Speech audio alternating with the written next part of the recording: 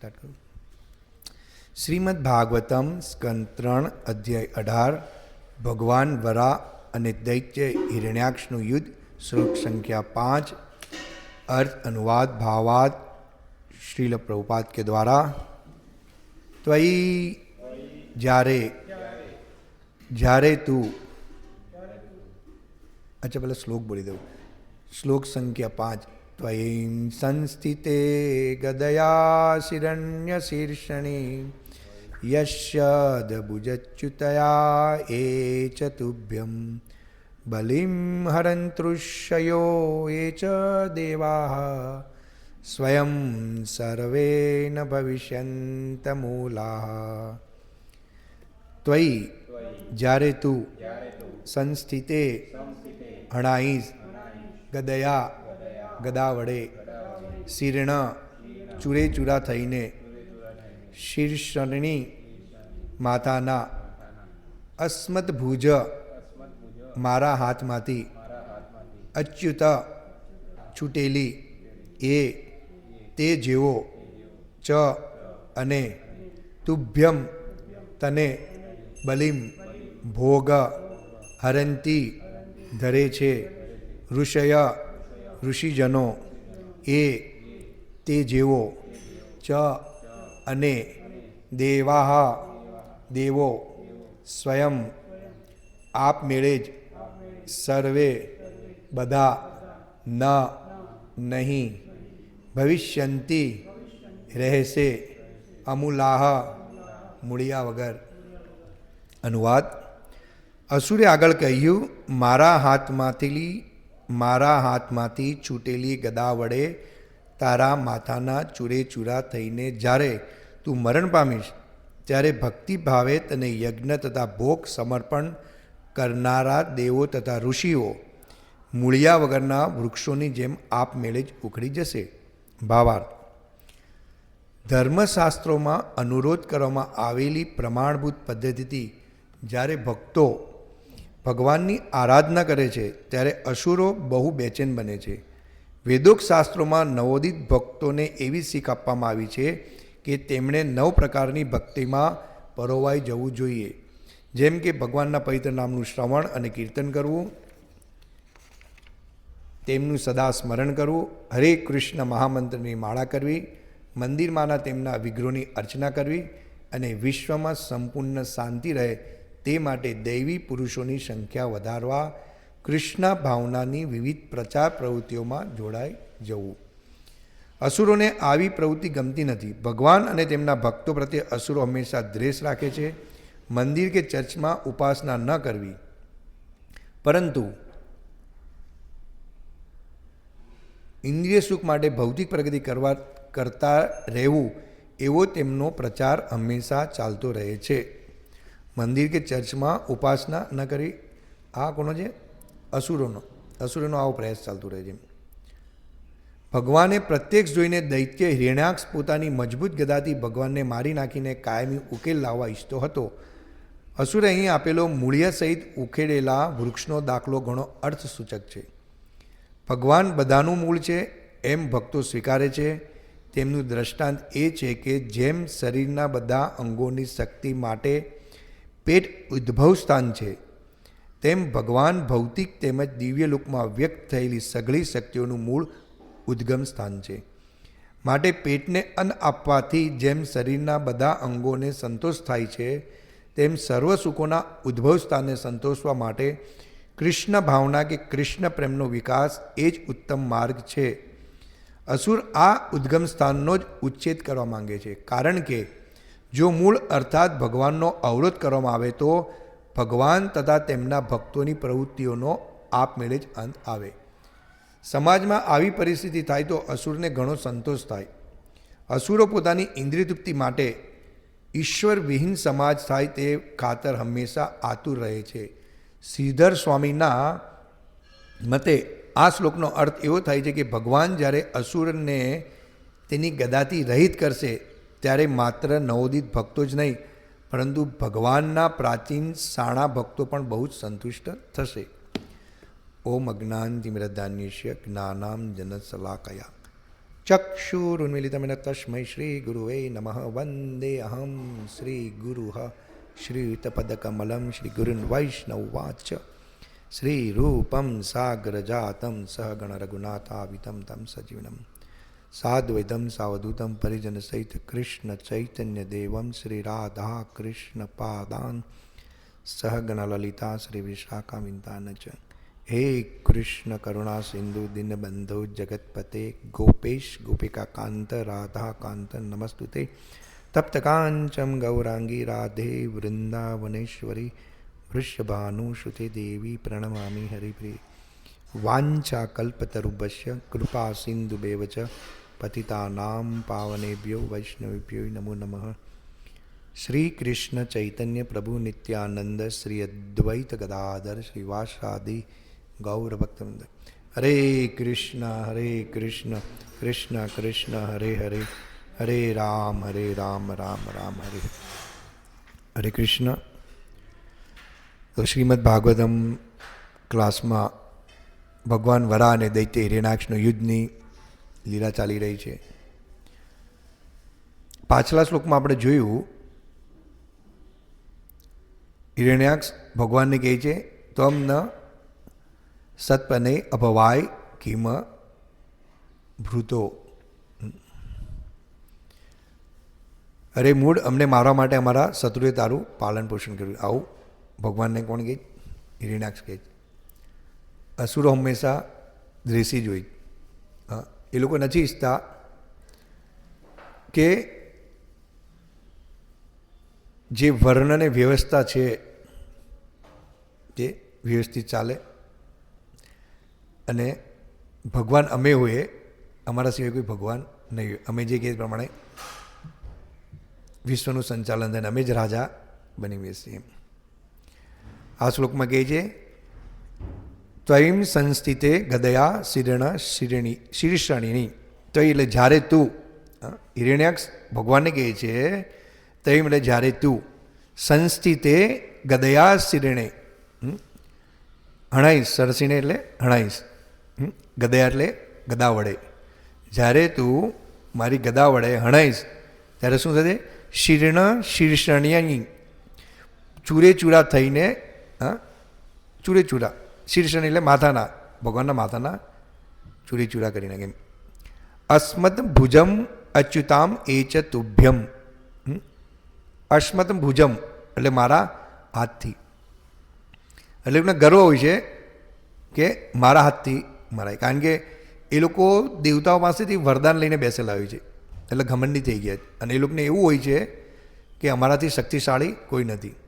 આ પ્રવૃત્તિ છે, અભિમાન, જે કોઈનો દાસ બનવા જ નથી માંગતો. આ અસુરોનું આ એક લક્ષણ છે. પોતે જ સ્વામિત્વ જતાવવા માંગે, સ્વામિત્વ, એમ અમે કોઈના અંડરમાં નહીં રહીએ. અસ્તમ ભુજ ચિત્તમ એ ચ તુભ્યમ બલિમ હરંતૃષ્યો એ ચ દેવા. એટલે શું કરીશ? ભોગ બનીશ મારા હાથને. એમ સ્વયં સર્વે ન ભવિષ્યંતિ મૂલા. આપમેળે જ બધા જ ભવિષ્યંતિ રહેશે, એટલે મૂળિયા વગરના. એટલે આપમેળે જ જે ભગવાનના જે ભક્તો છે, જે ભગવાનને ભજે છે, તો ભગવાનને જો હું હણી દઈશ તો એના ભક્તો આપમેળે જ બધા ઢીલા પડી જશે. એમ એટલે જેની ઉપાસના કરે છે એ જ નહીં રહેશે, તો એમના જે ભક્તો છે તેનું પણ નાવો નિશાન નીકળી જશે અને શક્તિહીન થઈ જશે. એમ ભગવાનની ભક્તિ વગરના થઈ જશે. ભવિષ્યંતિ અમૂલા એટલે મૂળિયા વગરના. રઘુવત ભાવાર્થમાં લગે છે. અસુરે આગળ કહ્યું મારા હાથમાંથી છૂટેલી ગદા વડે તારા માથાના ચૂરે ચૂરા થઈને જ્યારે તું મરણ પામીશ. એટલે એ લોકોને એમ છે કે ભગવાનનું મૃત્યુ સામાન્ય માણસ જેવું છે. પણ ભગવાન ભગવદ્ ગીતામાં કહે છે જન્મ કર્મ ચ મે દિવ્યમ યો વેતી તત્વતઃ તત્કત્વા દેહમ પૂર્ણ જન્મ નૈતિ મામેતિ સ્વર્ગ. મારો જન્મ ને કર્મ દિવ્ય છે અને જે વ્યક્તિ આ જાણે છે તેનો પુનર્જન્મ નથી. હા, ભગવાનનો નથી આદિ નથી અંત, એ અસુર નથી જાણતા. એટલે એ લોકો એમ કહે કે હું મારીશ, તને હરી નાખીશ, હા, અને તું જ્યારે મરણ પામીશ. જ્યારે ભગવાન તો મરણ જ નથી પામી શકતા. હા, એટલે શ્રીલ પ્રભુપાદ લખે છે કોમેન્ટ્રીમાં ભગવદ્ ગીતામાં, અજાનંતિ મા મૂઢામ માનુષિતનું આશ્રિતમ પરમ ભવામ જાનંતો મમ ભૂતમ મહેશ્વર. અજાનંતિ મા મૂઢામ માનુષિતન, એટલે મૂઢ લોકો જ્યારે હું મનુષ્ય રૂપે અવતરું છું ત્યારે મને સમજી નથી શકતા એમ. હા, સામાન્ય મનુષ્ય જેવું જ મને જોઈ છે. માનુષિતનું આશ્રિતમ, ત્યારે ભક્તિભાવે તેને યજ્ઞ તથા ભોગ સમર્પણ કરનાર દેવો તથા ઋષિઓ, જે ભક્તો ભગવાનને ભક્તિભાગે યજ્ઞ તથા ભોગ સમર્પણ કરે છે. એટલે અસુરોને ખબર છે કે વિષ્ણુને યજ્ઞ અને ભોગ દેવતાઓ અને ઋષિઓ સમર્પિત કરે છે. ભોક્તારામ યજ્ઞ તપસ્યામ. પણ આજે જે સમાજ છે તે એ પણ નથી જાણતા કે યજ્ઞ અને ભોગ કોને સમર્પિત કરવો જોઈએ. હા, એટલે યજ્ઞ સમર્પિત જ્યારે સંપન્ન થાય છે ત્યારે શ્રી વિષ્ણુ સમર્થે જ બધું સમર્પિત કરવામાં આવે છે. એટલે અસુરો જાણે છે કે આ વિષ્ણુને બધું સમર્પિત થાય છે. એટલે ભોગ સમર્પણ કરનાર દેવો તથા ઋષિઓ મૂળિયા વગરના વૃક્ષોની જેમ આપમેળે જ ઉખડી જશે.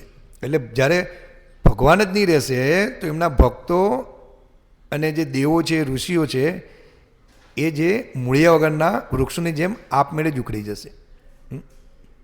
ભવિષ્યંતિ અમૂલાહા, મૂળિયા વગરના, એટલે કે કોઈ ઝાડ છે, વૃક્ષ છે, એ ધરતીની અંદર રોપેલું છે ને પછી મોટું થાય, જેમ અહીંયા આપણે પીપળો છે, વડ છે, હા, પણ એનો આધાર છે મૂળિયા. પણ જો એને ઉખાડી નાખે, મૂળિયાથી કાપી નાખે, તો ઝાડનો આધાર નથી રહેતો.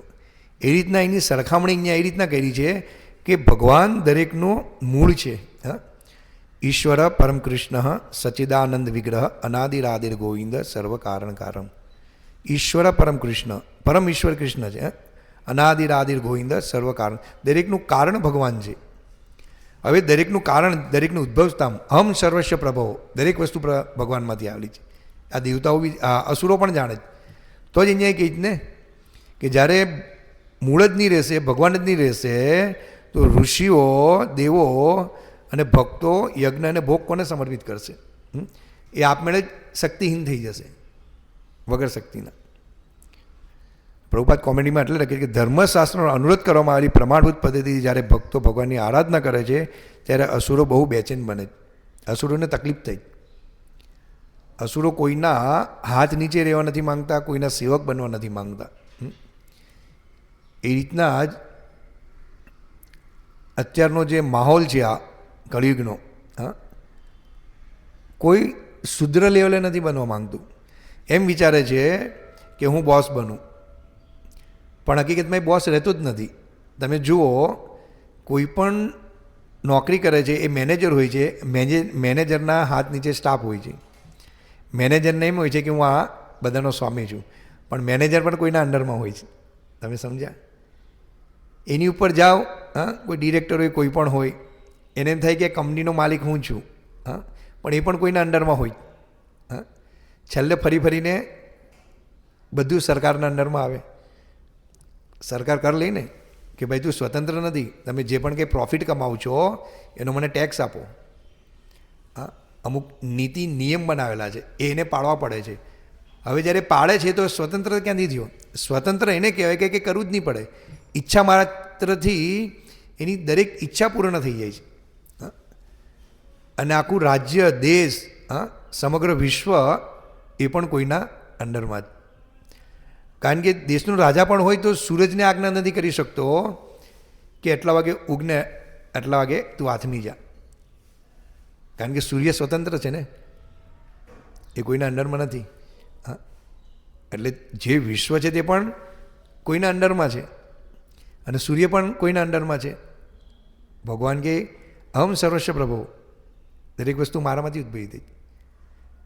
કુરુક્ષેત્રના યુદ્ધભૂમિમાં જ્યારે અશ્વત્થામાને મારવાનો હતો ને, સૂરજ પહેલાં પ્રતિજ્ઞા અર્જુને લીધી, હે જયદ્રથને, હા, કે સૂર્ય આથમે એ પહેલાં આજે હું જયદ્રથનો આવતીકાલે વધ કરી નાખીશ એમ. એટલે ભગવાન કહે છે અર્જુને કે ભાઈ કંઈક પ્રતિજ્ઞા લો તો કંઈક સમજી વિચારીને લો એમ કરીને, તમે સમજ્યા. પણ જેની સાથે ભગવાન હોય છે તેની હંમેશા જીત હોય છે. હા, ભગવાનનું બીજું નામ છે અજીત. હા, કદાપી એને હાર નથી થતી. તો બીજે દિવસે જોયું કે જયદ્રથને મારવાનો હતો અને સૂરજ ઢળવાનો હતો, થોડીક ક્ષણો થોડીક મિનિટો બાકી હતી. તો ભગવાને પોતાની શક્તિ દ્વારા, યોગ શક્તિ દ્વારા શું કર્યું, સૂર્યને વાદળથી ઢાંકી દીધો.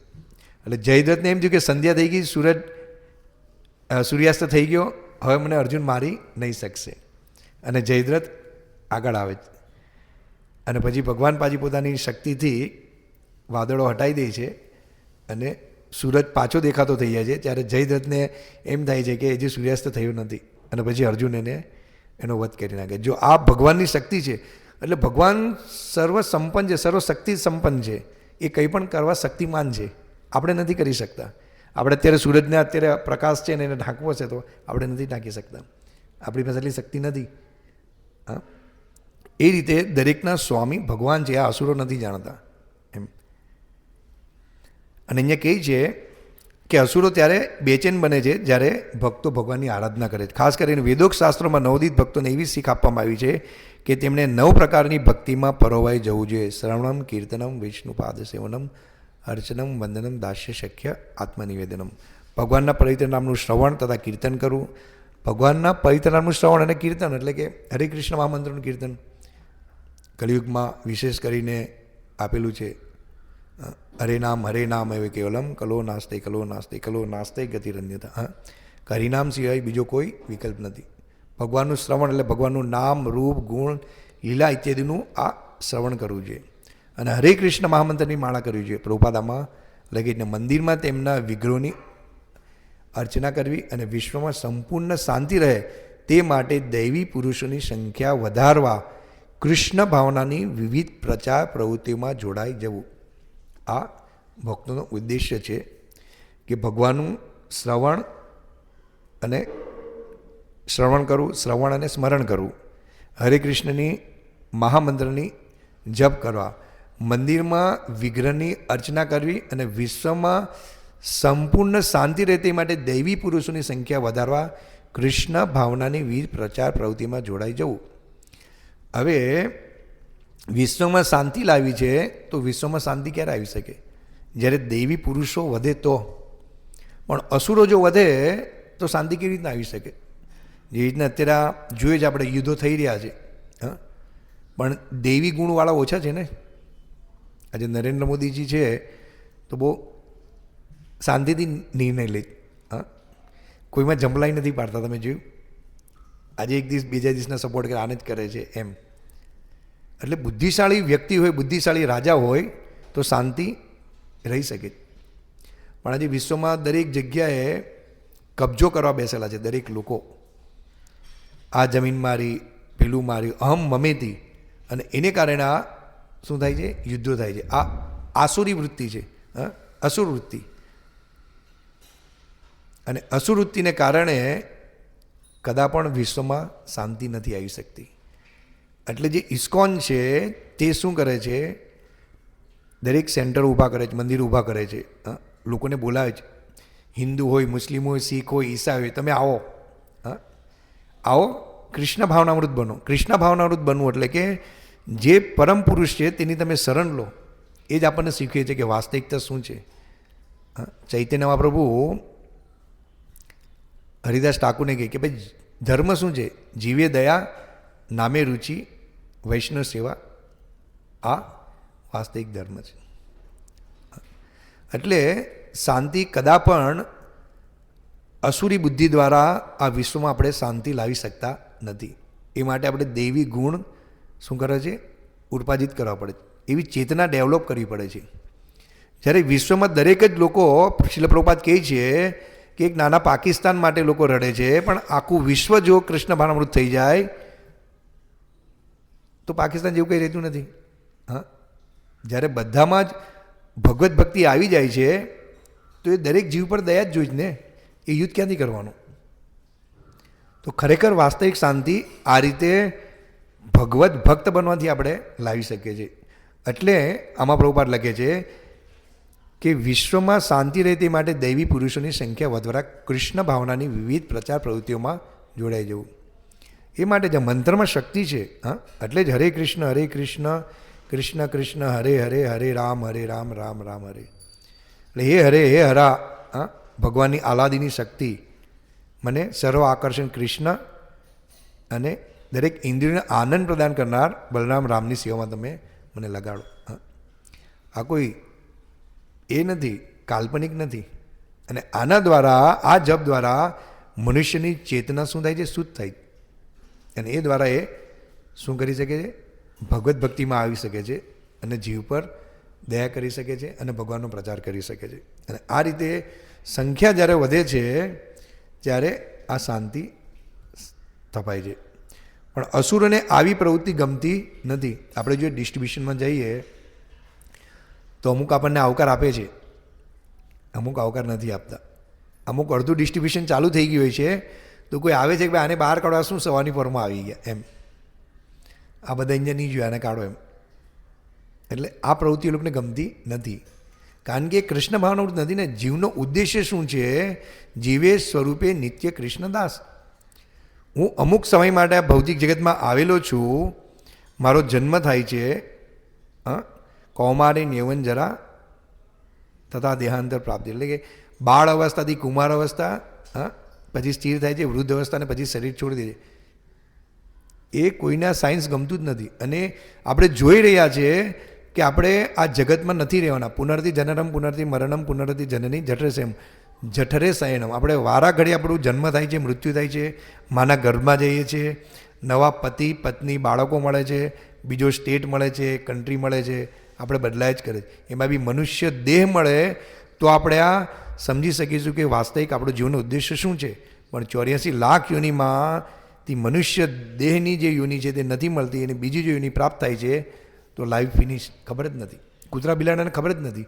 અને અત્યારે જ આખું આ અસુરી પ્રવૃત્તિની હિસાબે આખું જીવન જે પ્રકારનું થઈ ગયું. આહાર નિંદ્રા ભય મૈથુને છે સામાન્ય પશુભી નરણામ. આહાર નિંદ્રા અને ભય મૈથુન આ પ્રાણીઓ પણ કરે છે ને આપણે પણ કરીએ. એટલે શાસ્ત્રમાં કીધું કે આ 4 વૃત્તિ પશુ પણ કરે છે અને મનુષ્ય પણ કરે છે. પણ જો મનુષ્ય આની ઉપર કંઈ વિચાર નથી કરતો તે પ્રાણીથી વિશેષ નથી. એટલે જ્યાં સુધી કૃષ્ણ ભક્ત નથી બનતા, કૃષ્ણ ભાવનાની પદ્ધતિ અપનાવતા નથી, શાસ્ત્રો પ્રામાણિક શાસ્ત્રો છે એનું અધ્યયન નથી કરતા, વર્ણ આશ્રમનું પાલન નથી કરતા, ત્યાં સુધી આ અસુર પ્રવૃત્તિ અને અસુરો વધ્યા જ કરશે. અને આપણે એમ વિચારે છે કે કેમ યુદ્ધ થયું, કેમ ભૂકંપ આવે. પણ એનું કારણ છે કે તમે જે શાસ્ત્રમાં આપેલું છે તેની તમે અવગણના કરો છો. કે અમે યુટ્યુબ પર જોઈ લઈશું. યુટ્યુબ પર કેટલી કરોડોની વસ્તી છે. એક બતાવો કે યુટ્યુબ પર શ્રીમદ ભાગવતમ કે ભગવદ્ ગીતાનું શ્રવણ કરતા હશે અને કન્ટિન્યુ કરતા હોય ને વચ્ચે કોઈ વિડીયો આવી ગયો હોય તો એ પહેલાં જોશે ને પછી પેલું રહી જશે. એટલે યુટ્યુબ પર કદાચ પણ ધર્મગ્રંથોનું થોડું ઘણું તમને નોલેજ મળી શકે છે, લઈ શકો છો. પણ વાસ્તવિક જો તમારે જીવનનો ઉદ્દેશ્ય જાણવો હોય ને ખરેખર આપણી ગતિ શું છે, ભગવાન કોણ છે એ જાણવું હોય તો તમારે પુસ્તક દ્વારા જ એનું અધ્યયન કરવું પડે. નકર વચ્ચે કોઈનો ફોન આવી જશે, તમારું માઇન્ડ ડિસ્ટર્બ થઈ જશે. તમે એક્ઝામ આપતા હોય સ્કૂલમાં કે કોલેજમાં તો તમને મોબાઈલ સાથે લઈ જવા દેશે? નહીં દેશે. તમને જે ક્વેશ્ચન પેપર આપેલું છે તેમાંથી જોઈને તમારું 2 કલાક 3 કલાક કન્ટિન્યુ તમારે એમાં ધ્યાન આપીને તમારે એના આન્સર આપવા પડશે. એ જ રીતે શાસ્ત્રનું પણ અધ્યયન એ રીતે જ કરવું જોઈએ જેના દ્વારા તમારી આત્મશુદ્ધિ થાય. નકર યુટ્યુબ દ્વારા આપણે કંઈ પણ જોવું જોઈએ એમ નથી કહેતો, પણ તમે ડિસ્ટર્બ થશો. 2 મિનિટ થશે, કોઈનો ફોન આવશે, કોઈ એડવર્ટાઇઝ આવશે. એટલે માયા શું કરશે કે તમને ડાયવર્ટ કરી દેશે. વાસ્તવિક તમારો જે ઉદ્દેશ્ય છે તમારો સફળ નહીં થવા દેશે. એમ ભક્તોની વાત અલગ છે જે જોઈ છે તે, પણ જે આખો સંસાર છે કે આપણે ડિસ્ટ્રીબ્યુશનમાં જાય છે કે અમને યુટ્યુબ પર બધું જ મળી રહી છે, પણ વાસ્તવિક રીતે જ્ઞાન આપણે પ્રાપ્ત કરી શકતા નથી. એટલે આ બધી અસુરો દ્વારા આ બધા પ્રલોભનો આપવામાં આવે છે. ગેઝેટ, પહેલાં લોકો બળદગાડામાં જતા, ઘોડાગાડીમાં જતા, કોઈ દિવસ એક્સિડન્ટ નહીં થતા હતા. પછી આ લોકો પ્રગતિ કરી ધીરે ધીરે. પહેલાં એ પણ આપતા હતા, એક ગામે કોઈ બીજું જતું હોય તો એના દ્વારા એને સંદેશ આપવામાં આવતો હતો કે ભાઈ તમે આ જરાક સંદેશ આપી દેજો. પછી પોસ્ટ દ્વારા આવ્યું, પોસ્ટકાર્ડ, અંતરદેશી પત્ર, તાર. પછી ટેલિફોનના ડબલા આવ્યા કે આનાથી થોડીક પ્રગતિ સ્પીડમાં થશે. પછી પેજર આવ્યા, જે પેજરમાં મેસેજ આવે કંઈ હોય તો. પછી મોબાઈલ આવ્યા, હા. પછી સ્માર્ટફોન આવ્યા. તમે સમજો કે જેના દ્વારા વ્યક્તિ પોતાનો સમય ઓછો કરીને ભગવાનમાં એ સમય આપી શકે. વાસ્તવિક ઉદ્દેશ્ય એ હતો, આ લોકો જે ગેજેટ કાઢ્યા એવું હતું કે આનાથી તમારું કામ સ્પીડમાં થશે અને બાકીનો જે તમારો જે સમય છે એ તમે ફેમિલીમાં આપી શકો. તમે સમજ્યા? એની જગ્યાએ શું થયું કે જે આ ગેઝેટો કાઢ્યા, શાસ્ત્રો તો આનું કહેતું જ નથી કે તમે આવું બધું કાઢો, કારણ કે આ બધી કળિયુગની પ્રવૃત્તિઓ છે. અને એ કાઢવામાં શું થયું કે વધારે સમય લોકો આમ આપતા થઈ ગયા. પહેલાં સુખી હતા ને, ટ્રકની હતી, એરોપ્લેનની હતા, ની એરોપ્લેનનું એક્સિડન્ટ થતું હતું. અત્યારે જે કામ પહેલાં દૂર જવું હતું તો 12 કલાકમાં થતું હતું, એની જગ્યાએ કલાકમાં થાય છે. એટલે એમણે એમ વિચાર્યું કે 12 કલાકનું કામની જગ્યાએ 1 કલાકમાં જશે તો 11 કલાકનો સમય ફેમિલી સાથે આપી શકશે, કાં ભક્તિમાં આપી શકશે, શાંતિથી એ જીવી શકશે. એની જગ્યાએ એક પરું 12 કલાકનું કામ 1 કલાકમાં થાય ને બાજી 11 કલાક પાછા જે બચે છે તે શું કરે છે? પાછા માયાને જ આપે છે દોડધામ કરવામાં. તો એની પાસે જીવનનો ઉદ્દેશ્ય જ નથી રહેતો. એટલે અસુરની જે વૃત્તિ છે તે એમ જ વિચારે છે કે અમે સુખી થશું, અમે સુખી થશું, અમે સુખી થશું. અમે એવું કંઈ ડેવલપ કરીએ કે જેના દ્વારા જીવ સુખી થઈ શકે. પણ જીવમાં સુખ છે ક્યાં? એ તો ભાગદોડ જ કર્યા કરે જ ને. જેટલો પણ સમય એનો બચે છે એટલો સમય એ વધારે માયામાં આપે છે. હા, આજે માનો કે મુકેશ અંબાણી, અનિલ અંબાણી જે મોટો બંગલો બનાવ્યો, હા, સારી વચ્ચે બનાવ્યો ને. એક્ઝામ્પલ આપું છું, નથી મારો મુકેશ દોસ્તાર કે નથી શત્રુ. એટલે કોઈ ધની વ્યક્તિ છે, એની પાસે એટલું શિડ્યુલ ટાઈટ હોય છે. તમે જો સમજો, સવારે બ્રેકફાસ્ટ ક્યાં કરો, શું કરો, કઈ રીતના કરો, ભાગવું, કંપનીનું કઈ રીતે સંચાલન કરવું, મીટિંગ, એજન્ડા, તે ઇત્યાદિ ઇત્યાદિ. હવે એની એક નોકર છે, કુક છે, તમે સમજો, એ બંગલામાં રહી છે. હવે ધનાધ્યય વ્યક્તિ તો એનો પગાર બી એને ત્યાં નોકરનો બી એવો જ હશે ને, લાખો રૂપિયામાં પગાર હશે. હા, તો એ કુકિંગ કરે છે, સારું સારું બનાવે છે, ખાય છે, મૂકે છે, આ લોકોને જમાડે છે અને પાછું એ કુકિંગ કરે છે. એનું આ જ કામ છે, બીજું કંઈ કામ નથી. હા, તો સુખી એનો સ્વામી છે કે નોકર છે ખબર નથી પડતી. પૈસા કમાવા માટે પહેલાંની પાસે શેડ્યુલ એટલું ટાઈટ છે કે એક જગ્યાએથી બીજી જગ્યાએ જવું, ત્રીજી જગ્યાએ જવું, ચોથી જગ્યાએ જવું અને ટેન્શનમાં જોઈએ કે અહીંયા કરું, આ કરું, તે કરું, આટલો ટેક્સ ભરવો, કંપની કઈ રીતે સંચાલન કરવી. હા, જ્યારે પેલો વ્યક્તિ છે તે કિચનનું જ કામ કરે છે અને એને જો એટલો મોટો બંગલો બનાવવો હોય તો કેટલા રૂપિયા જોઈએ. હવે એ બંગલામાં રહે છે, સુખ માણે છે નોકર, સારું ખાય છે, પગાર લે છે, બંગલાનો આનંદ માણે છે અને ત્યાં રહે છે. એ રીતના આજ લોકો કૂતરા લઈને ફરે છે. તો કૂતરાઓ નસીબદાર કે જે લઈને ફરે છે તે નસીબદાર? પેલો મર્સિડીમાં કૂતરો ફરે છે, સારું સારું ખાય છે, ખવડાવે છે અને પેલો કૂતરાની સેવા કરે છે. તો માલિક કૂતરો છે કે પેલો છે તે ખબર નથી પડતી. તમે સમજ્યા? એક વિચારવા જેવી વસ્તુ છે ને. આ છે આસુરી વૃત્તિ. એમ એને થાય કે મને આમાં આનંદ મળે છે, પણ આમાં આનંદ આવ્યો ક્યાંથી? અને ભગવાન ભગવદ્ ગીતામાં કે યમ યમ યમ વ્યાપી સ્મરણ ભાવમ અંતકાલે છે મામયમ સ્મરણ મુક્તા કલેવરમ. હવે જો અંત સમયે ભગવાનનું સ્મરણ નથી થતું અને આ જે કૂતરાઓ પાડે છે, બીજું બધું કરે છે અને એમાં જો સ્મરણ થયું તો એ રીતનું એને શરીર પ્રાપ્ત થાય છે. એમ એટલે સમજવા જેવું છે. એટલે જે સમયનો સદુપયોગ કરવો જોઈએ જીવે, આને જ કહે છે બદ્ધ અવસ્થા. હા, પણ એ કોઈ મુક્ત અવસ્થાનો સંગ કરે તો એને વાસ્તવિકતા ખબર પડે કે વાસ્તવિક મુક્ત કઈ રીતે થવું જોઈએ. તો આ બધી આસુરી પ્રવૃત્તિઓ છે. એટલે અસુરો ને આ બધી પ્રવૃત્તિ ગમતી નથી. કંઈક ને કંઈક નવું લાવશે. ભગવાન અને તેમના ભક્તો પ્રત્યે અસુરો હંમેશા દ્વેષ રાખે છે. મંદિર કે ચર્ચમાં ઉપાસના ન કરવી પરંતુ ઇન્દ્રિય સુખ માટે ભૌતિક પ્રવૃત્તિ કરવા રહેવું એવો તેમનો પ્રચાર હંમેશા ચાલતો રહે છે. કે ભૌતિક પ્રવૃત્તિમાં હંમેશા વ્યસ્ત રહેવું. જો આ પ્રભુપાદ લખે જ ને, એ લોકોને આ બધું નથી ગમતું.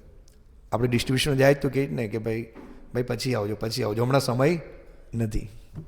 તો જે વાસ્તવિક જે સમય આમાં આપવાનો છે તે સમય આ લોકો નથી આપ્યું. એટલે આ રીતે અસુરી પ્રવૃત્તિઓ વધી રહી છે, અસુરી ઇન્સ્ટ્રુમેન્ટો વધી રહ્યા છે.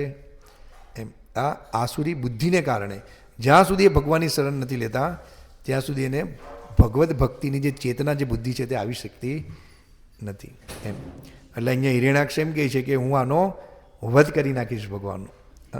કારણ કે એની પાસે બુદ્ધિ જ નથી ને, એ જાણતા જ નથી કે મારી ઉત્પત્તિથી જે છે, બ્રહ્માજી આ વિશ્વના પ્રથમ પુરુષ છે અને એના દ્વારા બધું પ્રગટ થયેલું છે, એની પાસે એ છે જ નહીં.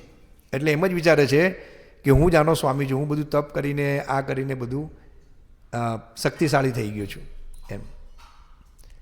પણ ભગવાનની ક્ષમતાની સામે કોઈ વીર રસ પ્રાપ્ત કરવા માટે આ ભગવાન આ બધી લીલા કરે છે, પણ અસુરો નથી સમજી શકતા. એમ ભગવાનની શક્તિ સામે કોઈ પણ ટકી નથી શકતું. એના આપણે સમજવું જોઈએ કે આ જગતમાં અસુરી પ્રવૃત્તિઓ જે થઈ રહી છે તેનાથી આપણે દૂર રહેવું જોઈએ એમ. અને કૃષ્ણ ભાવનાવૃત્તમાં આપણે જોડાવવું જોઈએ. ભગવાનનું નામ, રૂપ, ગુણ, લીલા તેનું શ્રવણ કરવું જોઈએ, ગંભીરતાથી જપ કરવા જોઈએ, રીડિંગ કરવું જોઈએ, ભક્તોનો સંગ કરવો જોઈએ. આ છે આસ્તિક પ્રવૃત્તિ, નાસ્તિકની પણ આસ્તિક. અને આના વિરુદ્ધ જે પણ છે તે બધી નાસ્તિકને આસુરી પ્રવૃત્તિઓ છે. એટલે અસુરો કદા પણ જલ્દી આ સ્વીકારશે નહીં. હરે કૃષ્ણ. શ્રીમદ ભાગવતમ કી જય, શ્રીલ પ્રભુપાદ કી જય.